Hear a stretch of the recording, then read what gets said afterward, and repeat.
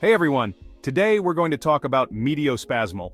This medicine combines alvarine and simethicone, two ingredients that help relieve digestive problems like irritable bowel syndrome and tummy troubles.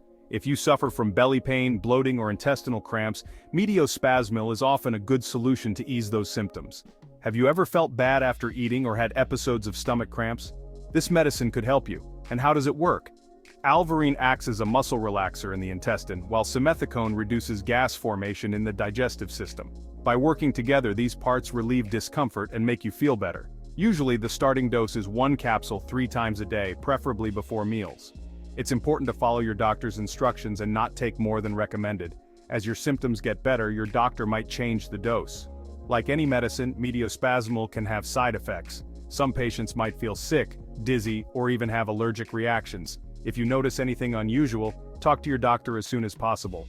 And don't forget that you shouldn't take Mediospasmal if you're allergic to any of its ingredients or if you have certain health conditions. It's always best to talk to your doctor before starting any treatment. In short, Mediospasmal is a good choice for treating digestive discomfort. Follow your doctor's directions and ask any questions you have. Take care of your health, and I'll see you in the next video. See ya!